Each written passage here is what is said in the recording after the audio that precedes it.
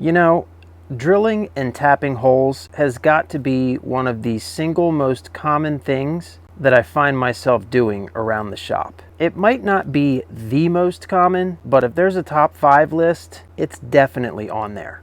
And while anybody who's ever drilled and tapped a hole knows that it's not a terribly difficult thing to do, they'll also know that getting a hand tap to start straight and true is, well, not so straightforward. Which is why just about every time I find myself drilling and tapping some holes, I also find myself thinking that I really need to get around to making a tap follower. Then I drill and tap my holes and promptly forget about it until the next time. Well, today I'm breaking that vicious cycle.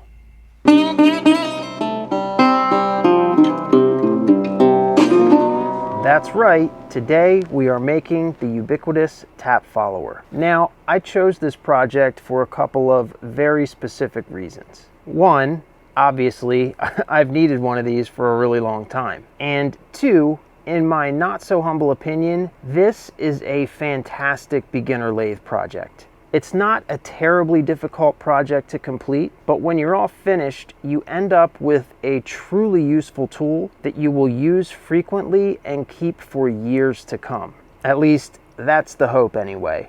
And it's for that reason that I have prepared a set of drawings that I'm going to make available for anybody who wants to download them and follow along. They are 3 pages long and have all the info that you'll need to complete the project. Now, I'm going to warn you, I am no professional drawerologist, so do not expect inheritance machining levels of artistic flair here. But like I said, they've got all the info that you need and they will get you through the project. So stay tuned till the end of the video and I will let you know how you can get your hands on these. So without further ado, let's head over to the lathe and get started. Alright, so for material, I went with a 3/4 inch piece of 4140 steel. You don't have to use 4140, however, I would recommend that you use something relatively tough and corrosion resistant. Remember, this tool is going to be clamped in drill chucks, collets, etc., so you're going to want to use something that's going to hold up over time. As usual, just starting off here by facing the material, and then I will drill for a center as the next operation is going to require a lot of stick out in relation to the diameter.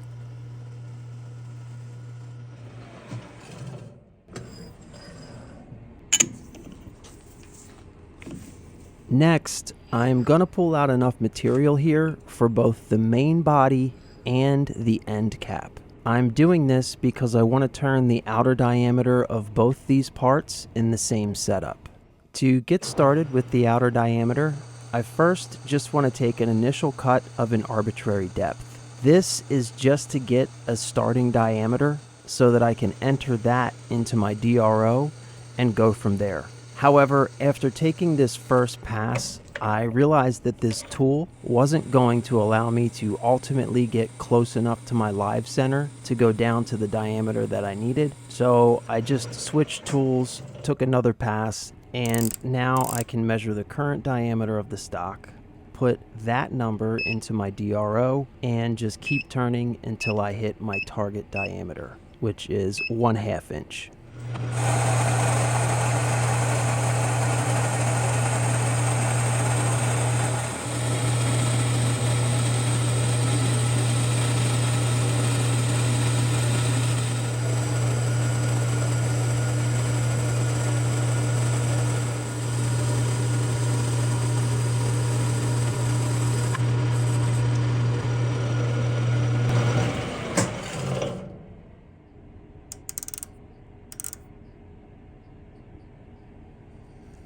And that looks pretty good, so I am ready to part this off. Most of these dimensions are not very critical, so to get my overall length here, I'm just going to touch off on the end of the part with my parting tool, set a 0 with my DRO, and then move down enough to give myself material for, again, the main body and the end cap.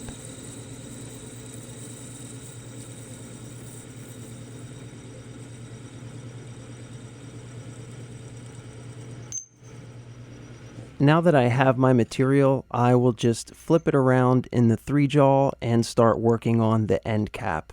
Concentricity isn't terribly important here, so I'll just be using the 3-jaw. Start off by cleaning up this face, and then I need to turn down the diameter that will be a slip fit inside of the main bore. The main bore is 3/8 or 375 thou, so I am going to take this down to somewhere between 373 to 374. You can make this as tight as you want, you just don't want it to be too sloppy. Then I will relieve this top corner here so that the part fits flush when it's installed. And finally, a nice chamfer on this end here. It's not really necessary. This piece will be hidden when it's all assembled, but we are civilized people after all. And with that, I am ready to part it off.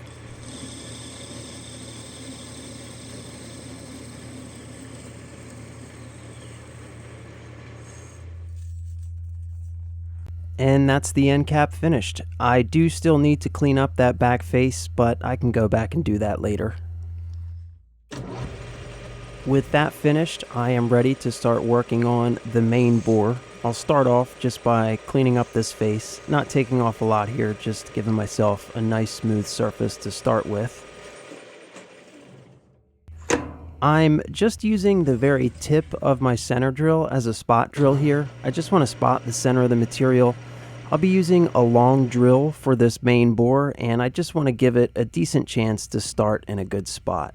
To keep track of my depth, I will just be using the micrometer scale on my tailstock. Again, like many of the dimensions on this part, the actual depth of this bore isn't terribly critical, and you might even end up changing it to accommodate whatever spring you end up using for assembly. Also, the drawing shows this as a flat bottomed hole, but it really doesn't need to be at all. You can definitely leave this as just a drilled conical bottom. That's really just an artifact of the software that I use to make the drawings. It's easier to make a flat bottomed hole, but leaving it as a conical bottom or a drilled bottom, it won't affect the functionality in any way whatsoever. So you can make whatever decision you want on that.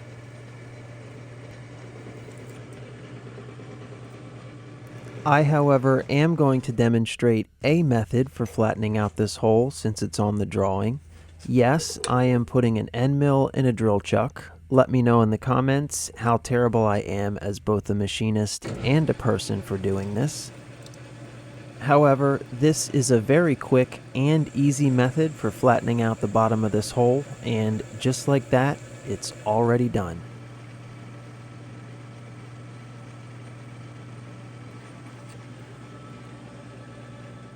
And I'm just using a small, fine file just to clean up any burrs here. With all of that finished, I am ready to take the part out, flip it around, and work on the final bore. This is the final feature for this part. This is the bore that should be a sliding fit on whatever you're going to use for your hardened center. For that reason, I am starting out with a 15/64 drill here, and I'm going to ream this bore to the final size. This is one of only a couple features on this project that does benefit from a relatively tight tolerance. I'll be using this 1/4-inch piece of high-speed steel as my hardened pin. It's only coming up at 249 thou for its actual dimension though, so I'm going to use this 1/4-inch reamer for this bore. You'll probably just want to measure whatever you end up using for your hardened center here and bore this appropriately. About a thou for a nice sliding fit should work just fine.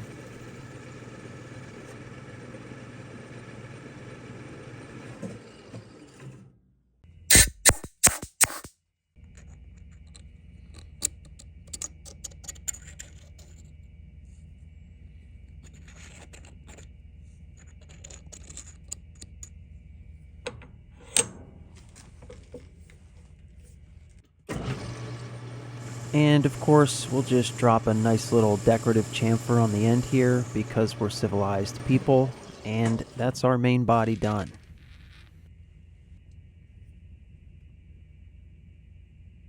The next piece that I need to work on is the part that I'm calling the plug, which needs to be a press fit on the hardened pin. For that reason, I will be using a letter D sized drill. This should give me around a 2 or 3/1000 press fit on the hardened pin, which should be plenty enough to keep it in place.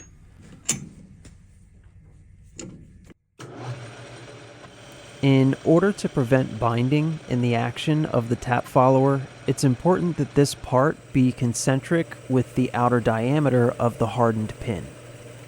In order to make sure that happens, I'm going to start off here by drilling and chamfering this bore for the press fit, and then I am immediately going to part off my stock at full size before I even begin turning it down to its final dimensions.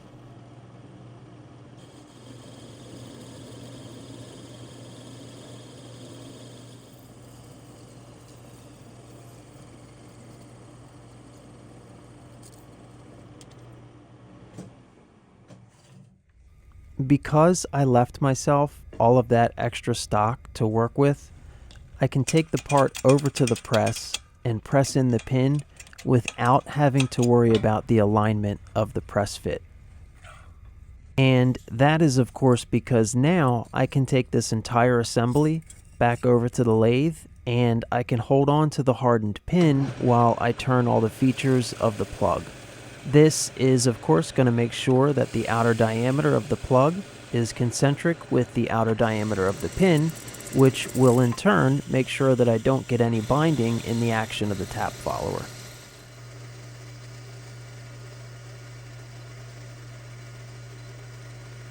So this is looking pretty good so far, but I still need to put a 60-degree point on my center. And of course I can't do that in the lathe because it's hardened. I am going to be using my single lip cutter grinder to do this. However, a fancy grinder is definitely not required here. You could use your bench grinder, a belt sander, or whatever method you have around the shop that you normally use for shaping high-speed steel. I am assuming that you have some means to shape high-speed steel if you have a lathe. And the point that you make here doesn't have to be a perfect 60 degrees either. One method that comes to mind immediately is to just stick your blank or broken drill or whatever you're using for this into your cordless screw gun and then just sharpen it against your bench grinder that way. As long as it's a relatively close conical point, it should work fine.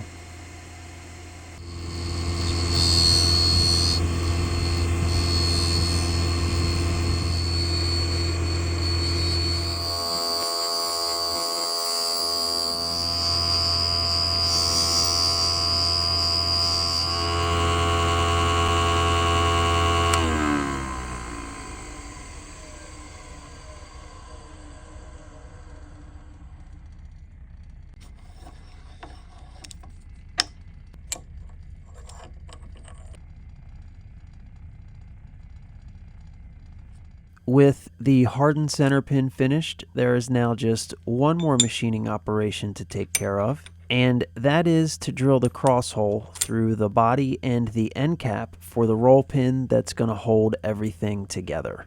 Now, I know this setup might look a little odd, but I'm just doing this because I want to drill this hole through both parts in the closed position.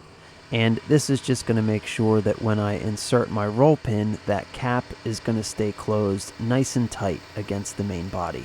I am of course using my milling machine to do this. However, if you don't have a milling machine, you can absolutely do this in a drill press. You just want to make sure that your hole is as straight as possible, and by doing this with the pieces assembled, you're pretty much guaranteeing that everything's going to fit together fine when you go to push your roll pin through.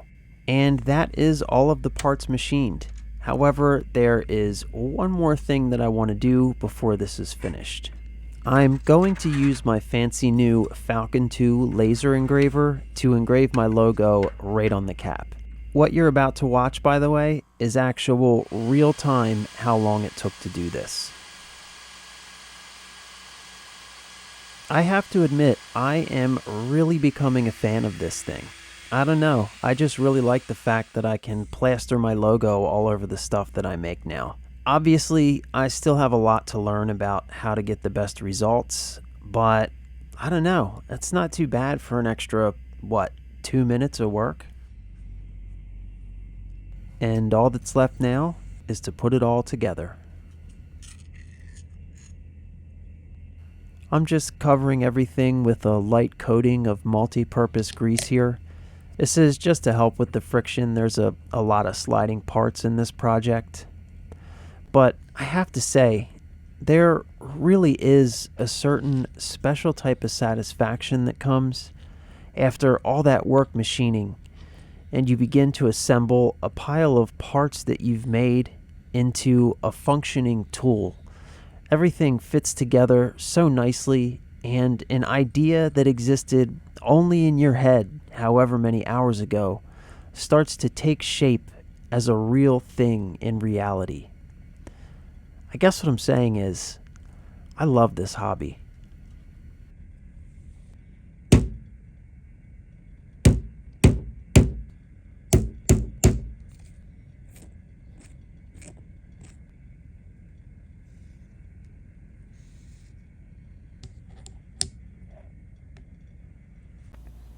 And there it is, one spring-loaded tap follower. I gotta say, I'm pretty happy with how this thing turned out. It's got a nice, smooth action to it, really a decent amount of spring pressure, and a long stroke of travel. You can see that that spring will compress almost the entire length of that shaft. So that's pretty nice. I'm happy with how this thing came out. I think this is going to be a nice tool to have in the toolbox. And I guess that wraps up another project. However, before I go, I do owe you a set of drawings. So where can you get them? Well, that brings me to an announcement. As of the release of this video, I am officially launching a Patreon. Now, before you get angry at me, no, you do not have to pay for these drawings. You don't have to put in any information. You don't have to sign up for anything. All that you have to do is go to the page and click the link. Patreon just happens to be a really easy place for me to host the files and provide a link so that you can download them. That's all that you have to do. However, if there is anybody out there who really likes what I'm doing and wants to support the channel so that I can continue to do more of it, you can now officially do that through Patreon. So what does your Patreon membership get you? Well, honestly, not a lot. You will, of course, get access to these drawings. And in addition, you'll get access to any of the drawings that I have created for any of my previous YouTube videos and any drawings that I will create for future videos. So basically, any drawings that I create for any of my YouTube videos will be hosted on Patreon and will be available to Patreon members. In addition to that, you will get my undying gratitude and a vague hope that we'll do more with it in the future. If there does end up being anybody who's interested and wants to help support the channel, I'm really hoping that I can lean on you and we can collaborate together to figure out how we can turn Patreon into something that is worthwhile and mutually beneficial for everybody involved. So you guys can tell me what I can do with it to make it worthwhile to you. Now, with all of that said, it is important that I also say that nobody has to support me on Patreon. Nothing is going to change. None of my videos are going to get locked behind a paywall. The Patreon is simply there for people who really like what I'm doing and want to help. That is it. Nobody has to do anything. So with all of that said, the link to the Patreon is in the description. The post with the drawings is right on the front page. There's a link to a zip file at the bottom of the post. Click it and you will have your copy. I really hope that some people can download the files and follow along. Like I said, I think this is a really great project. It's a lot of fun and it's a really useful tool. So with that, I will stop talking. My mouth is getting dry and it is getting late. And I think that finally I have run out of things to say. So as always, until next time, get out there, make something awesome. Most importantly, have some fun, and I hope to see you all again very, very soon.